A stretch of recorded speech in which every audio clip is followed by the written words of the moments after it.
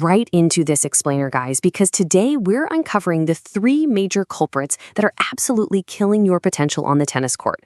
You know the feeling, right? You step off the court feeling like you left your absolute best game zipped up inside your tennis bag. Well, if that sounds familiar, you are exactly where you need to be. We're going to break down exactly what's going wrong out there and, more importantly, how to fix it. Before we even start hitting the specifics, I want you to ask yourself something. Are frustration and, well, just generally damaged performance creeping into your match play without you really knowing why? It's literally the worst feeling, isn't it? You're out there, sweating, putting in all this effort, and the ball just refuses to do what you want it to do.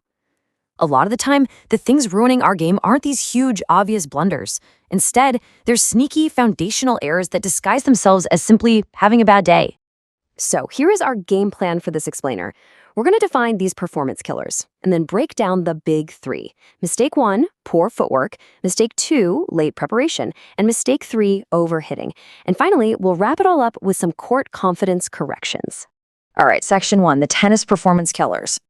Look, damaged performance isn't just framing a forehand into the fence once in a while. It's a complete, fundamental breakdown in your gameplay that results in a distinct lack of four things: timing, balance, consistency, and confidence. Now, these aren't just fancy buzzwords. They are the absolute bedrock of winning tennis. When you're making the mistakes we're about to cover, you're not just losing a single point, you're actively dismantling these four pillars of your whole game. Which brings us to mistake 1, poor footwork. Think about it. When your feet are heavy or you're totally out of position, your entire body gets thrown completely out of alignment, which, you guessed it, damages your performance by destroying your timing. But if you apply some really simple corrections, like just making sure you initiate a split step right as your opponent makes contact with the ball, you immediately target and restore your balance. You're basically setting up a clean strike every single time. It's an absolute instant upgrade. So how do we actually do this? It's a simple step-by-step process. Number 1, identify the poor footwork. You really need to build that self-awareness to catch yourself when your feet feel like they're stuck in wet cement. Number 2, once you feel that, apply the simple correction. Actively stay lighter on your toes as you move to the ball. And number 3, enjoy the improved balance and timing that comes right along with it. All right, let's look at mistake 2, late preparation. If you're propping late, you know you're constantly rushing and scrambling all over the baseline. You end up just reacting to the ball instead of actually being ready for it. And that chaotic, panicked feeling, it totally destroys your consistency. I mean, you simply cannot hit a reliable, heavy ball if you're always a fraction of a second behind. But on the flip side, getting your racket back early changes that entire dynamic and completely restores your timing. Okay, so to fix this one, step 1 is you gotta recognize that late preparation. Catch that rushed feeling as it happens. Step 2, utilize the simple correction. Get that unit turn going and get your racket back literally the second you see the ball leave your opponent's strings. If you do that, step 3 falls right into place. You lock in consistent timing. Remember, your timing is 100% tied to getting prepared early. Moving right along to mistake 3, overhitting. Man, overhitting is such a huge trap. It's this desperate urge that kicks in when we try to force power into a shot, mostly because we're compensating for the bad footwork or late prep we literally just talked about. Throwing your whole body weight wildly at the ball absolutely ruins your balance. The simple correction here? Calm down, trust your form, and let the racket do the heavy lifting. Swinging smoothly instead of forcing it is what actually builds your court confidence. Here's how we eliminate it.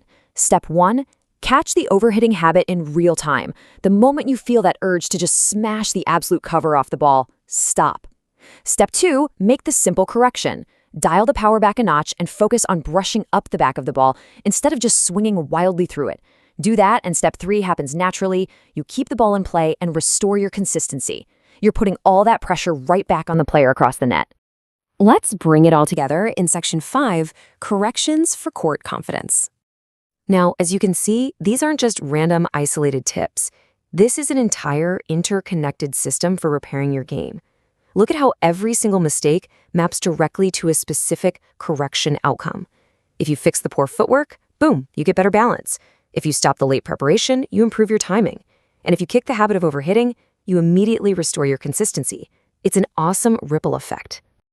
And that means overcoming those 3 specific mistakes directly delivers the 4 pillars of court confidence we talked about earlier. Better timing, solid balance, and reliable consistency all snowball into one ultimate goal: confidence. When you actually trust your feet, you prepare early and you swing within yourself, you're stepping up to that baseline with total assurance. So, I'm going to leave you with this final thought today. If you are serious about wanting to stop killing your tennis game, which of these 3 mistakes are you going to correct first the very next time you step onto the court? Are you going to prioritize your feet, getting prepared early, or dialing back that extra power? Pick just one to focus on next time you play, apply the simple correction, and just watch your court confidence soar. Thanks for hanging out with me for this explainer, and I'll see you on the courts.